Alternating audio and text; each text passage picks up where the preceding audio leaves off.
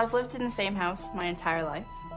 And when I was little, growing up, I've always kind of noticed that it was a little haunted and got used to it. It was something that just kind of became natural.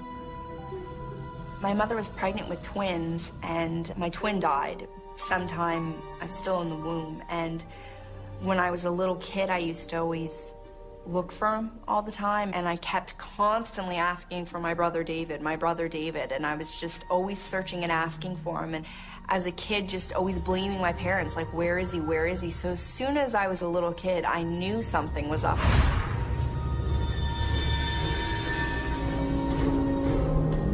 As I got older, I kind of perceived that maybe that's what some of the things were going on in the house, that maybe it was just kind of him wanting to let me know that he was there.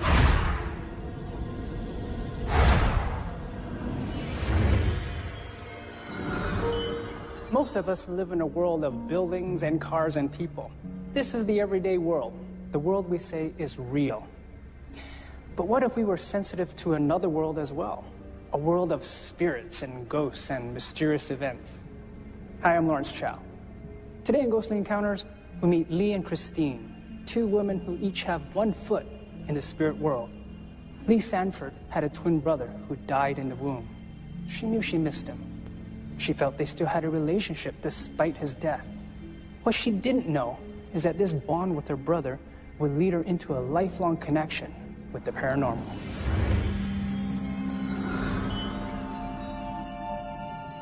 When I was little, I used to have a favorite teddy bear of mine that would sit in an antique rocking chair that I had in my room.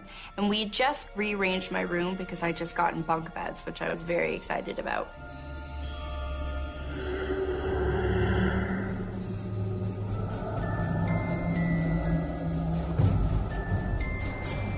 I woke up to the sound of music playing, and I was pretty startled, and I realized it was coming from my clock radio. The clock radio wasn't plugged in because we had rearranged my room to put the bunk beds up.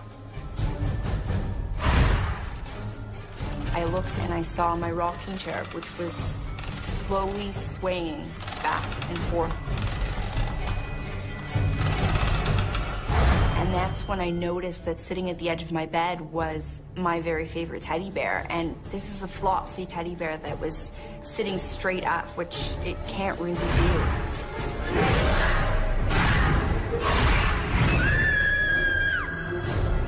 I just remember screaming for my parents because I was so freaked out, and I knew at that moment that it was nothing that I did. It wasn't my mind playing tricks. I mean, no matter what my parents tried to say to calm me down, I knew that there was something going on, and I was terrified.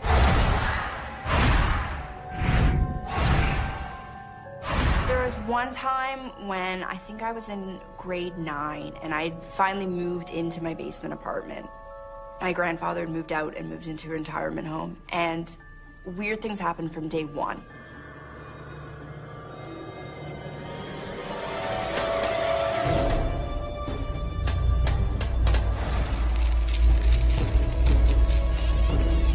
I could hear the cupboard slamming sometimes, and my lights would go on and off all the time, and at night, I could hear laughing. It was kind of like a menacing laughing, and you could hear something banging on the pipe. I never got a good night's sleep. I always was terrified. I would scream at it to stop just so that I could fall asleep because I had to wake up and go to school the next day. Even my friends said that they experienced stuff. They felt things coming in and watching them when they slept over.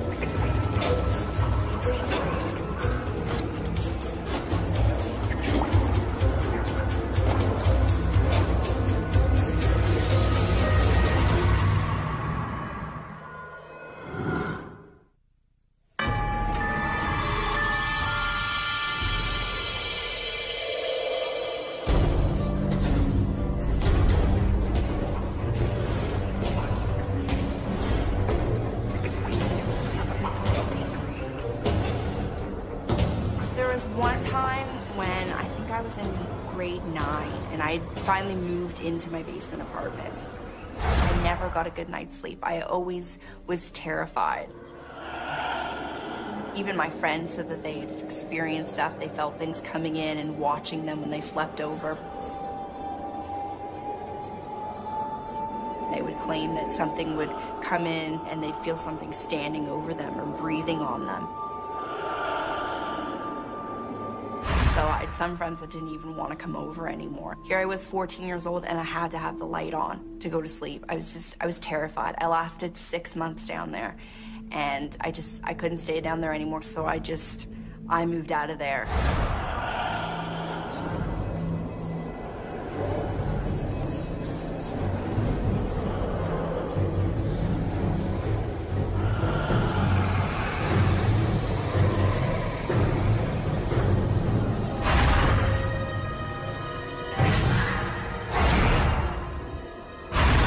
Mother's best friend's father died, so they were moving her mother into a retirement home, and they had a lot of lovely antiques that my mother wanted, and we took a big moving truck down and we were gonna in a few antique chairs.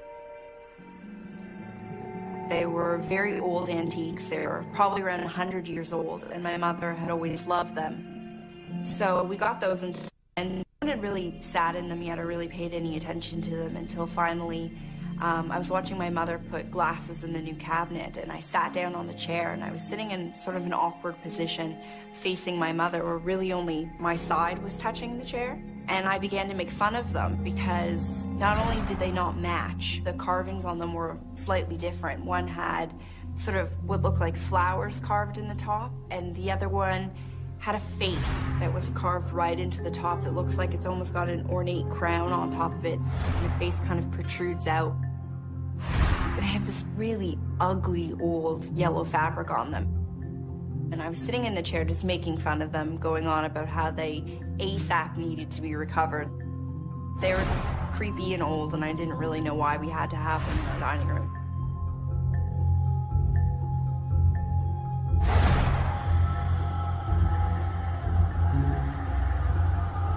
When I woke up the next morning, my back really hurt, but I didn't really think anything of it. I was just like, oh, I slept on it, funny, no big deal, until I went to go and take a shower, and I caught my back in the mirror, and I had these giant claw marks down my back, exactly where my back had been touching the chair. They couldn't have been caused by my fingernails. They couldn't have been caused by either of my dogs. And we all kind of came to the conclusion, almost half joking, half serious, it must have been the chair that, you know, maybe by making fun of it, something had come and caused the scratches on my back. We'd even researched and figured out that they were ghost marks, because ghost marks look a very specific way compared to how a normal scratch would. And I thought, these must be what these are. They look the exact same. So at that point, we all kind of came to the conclusion, don't make fun of the chair, because clearly it's gonna come after you. And I didn't really know what to do at that point. I was just like, okay, I got attacked by a ghost. Like, how often does that happen to somebody? They sit in the corner of my dining room. When I go down at night, I just feel like there's something sitting in the chair, and it does not like me. Not really in like a menacing evil, it's gonna get me. Disapproves of me, and it doesn't really like me, so I avoid those chairs at all costs. We'll never sit in them. A lot of people have claimed that in my hallway in front of my parents' room that there's a permanent figure there. A lot of people have claimed to walk into it. My sister always says that she walks into it all the time. People have just sensed something down my hallway.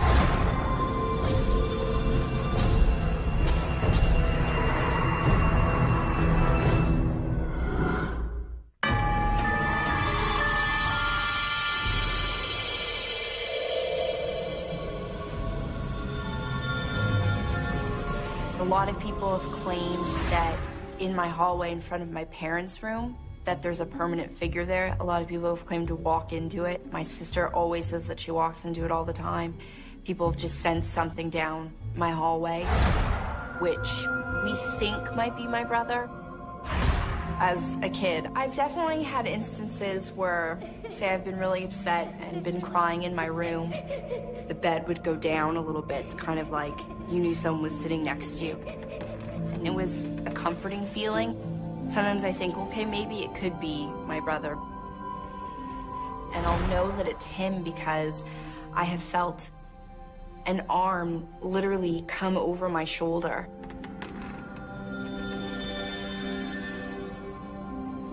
So I can feel that someone is sitting beside me and has their arm around me.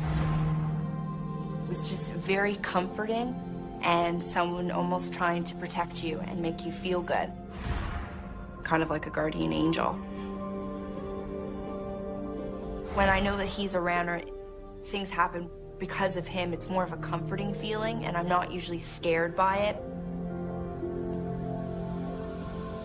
I think that having my brother around, it definitely makes me have a foot in the spirit world. It definitely opens me up quite a bit because I've always been able to sense things more than others, and I just know when I'm not alone, and I know when I'm being watched, and it's just something that I've always just kind of had to deal with. Our experts say history is full of tales of psychic bonds between twins, bonds that can sometimes gain power even after one of the twins dies. Lee believes her relationship with her dead twin gave her special access to the spirit world. Christine Wright also has an extraordinary connection to the world of the supernatural, but the source of Christine's connection is very different. I delivered my oldest daughter. They put you in observation for a while just to see how you're doing, and something was wrong. My doctor told me that I actually was gone. I don't recollect that part of it because I was under. I remember leaving my body and looking down from a very great height. The surgeon couldn't even see what he was doing. There was so much blood. I was losing it so fast that they were taking blood directly from the refrigerator and transfusing it, and that's why I was so cold. And I recall looking at it and thinking, oh, I don't want all that pain and whatever was going on. And there was a lot of light. And it was a very loving light, like I felt like I wanted to be there in that light. So much peace, and I felt surrounded by love, most loving presence. It was almost like there were beings on each side of me, and they communicated to me that it wasn't my time yet, and I had to go back. I had work to do. At that point, I went back into my body, and it was hard. It was a very difficult feeling, like slamming into cement.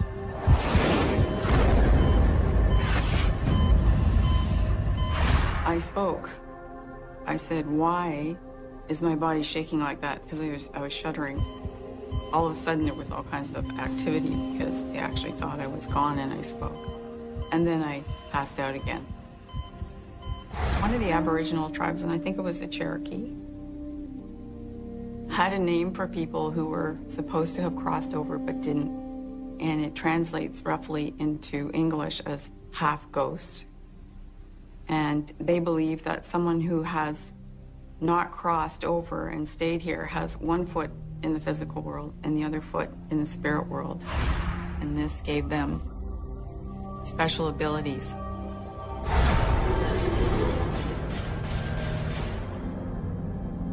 I remember it was around my 40th birthday. My mother was very ill, and she had always wanted to go to Hawaii, so one of my sisters and I decided we would take her. They went there ahead of me. It was quite a long trip for me. It took about 20 hours to get there. And I arrived about 3 or 4 days after they had. I was very tired, and it was late evening, and so I had something to eat, and then I said, well, I think I'd like to go and lie down. And my sister and I were sharing a room, so I laid down in the bed and couldn't sleep, couldn't drift off. I just felt like there was something in the room.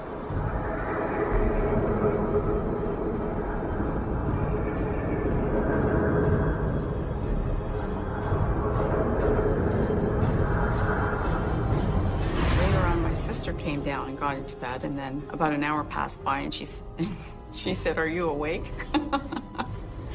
I said, yes, I'm awake. I said, what is that? She said, you mean the man who's standing at the end of the bed? So then it was oh my gosh, we're both perceiving this. She found it quite disturbing that this presence was in the room and looking at us and very focused, not moving, not saying anything, not doing anything, just standing there. And we asked him to go away, but he didn't. And so we had a restless night.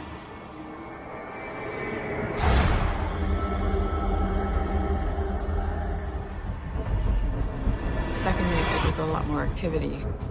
When we went to bed, we started to hear drums and music. And it got louder and louder, and we were thinking, what is going on? And we weren't sure if he was actually a ghost. He was dressed in, I would assume, some kind of ceremonial costume. He had a headdress that was around the top of his head with leaves and feathers and flowers. He had more of the same around his neck, and then like a little skirt, I guess you would call it, around the hips and bare feet. Our perception was that he was some kind of witch doctor or medicine man. It was like a ritual. Stomping the feet and shaking his hands and chanting a little bit. When the music got really loud and was getting louder and escalating, I started to get worried. I thought, what is he doing? Maybe he accidentally, came across us and then was like, oh, what's this, I don't know. We just asked, could you please go away? Please leave. I think we asked several times. He just decided he wanted to be there. It almost got to a point where it felt frenetic. And so I said, I've had enough. I'm going upstairs to sleep on the couch. He didn't leave. So we thought, well, we're going to have to do something else because he's not leaving. It took us a while, but we did find a new age shop. And we went in and we spoke to the proprietors, and they said, you need to smudge the whole villa. And they told us to use a bundle of sage or sweetgrass and use the smoke and try and remove the presence with it. And they told us to go in all the corners, make sure we got smoke in every single corner of the whole place, which we did. The next night he was not there. After that, he was gone. And we didn't hear anything else for the whole, I think we were there for another 10 days. It was quiet after that. Sanctification is a universal practice. Some Catholics bless their homes with holy water. Buddhists may use incense and offerings to purify land before building on it. The Native American smudge ritual Christine carries out is a form of sanctification as well. The smoke from the sage purifies the villa and drives out the spirits. So it's important to smudge all the corners, for these are thought to be border areas between our world and the world of spirits. Both Lee and Christine feel connected to the world of the supernatural. As she moves through life, Lee finds she is not that happy with the responsibility of this power. Christine, on the other hand, has found a way to use her experience to deepen her connection to both this world and the next. No matter where I am, I experience stuff, so I assume it must be me. I just think that it's maybe that I'm more perceptive. Either ghosts are purposely trying to come through to make themselves known. I don't really know what the reasoning is for it, or the fact that I have someone watching out for me. I just know that these things happen, so if something's trying to contact me for a reason, I don't really know what they want, because I don't really want that gift. I don't want that responsibility. Since then, I have volunteered for palliative care and assisted people crossing over. When people are having a hard time in life, I try to get them to understand that, this is transitory, that you are a spiritual being, that you are not your body. Your body is like the vehicle you travel in for this lifetime, and then you move on to something else.